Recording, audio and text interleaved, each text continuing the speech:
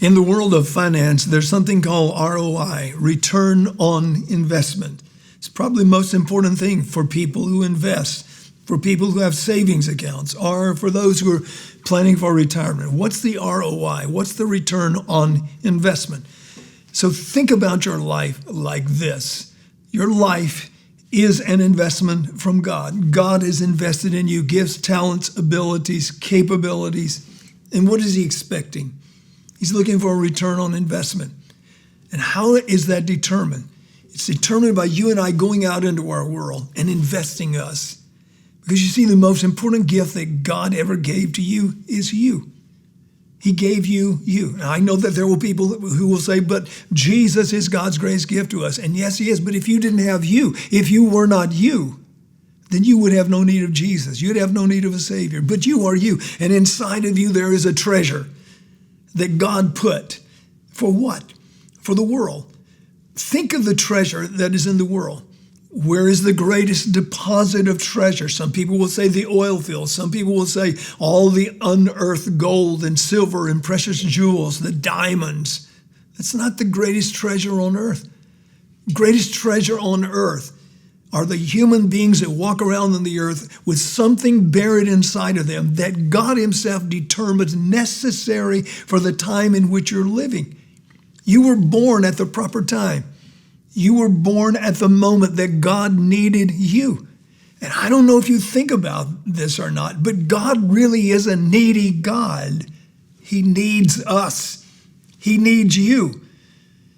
When you look at your life, think of it in terms of God having invested his life in you and you going out and investing your life in the world around you.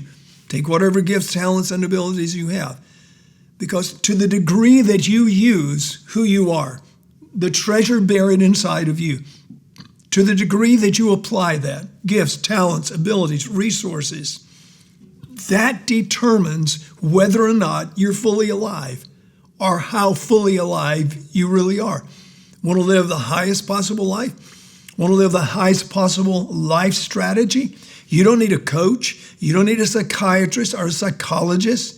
You don't even need to go to college. It's good if you can, but you don't need that in order to develop you. Look inside of you. Find out who you are. Print it inside of your being. At the core of your being, stamped on you, is a DNA that identifies you. You have an identity like no one else in the world. You have something to offer the world, something of value. Imagine you getting up on any given day and just determining, I'm going to invest myself in the world around me. I'm going to pour myself out.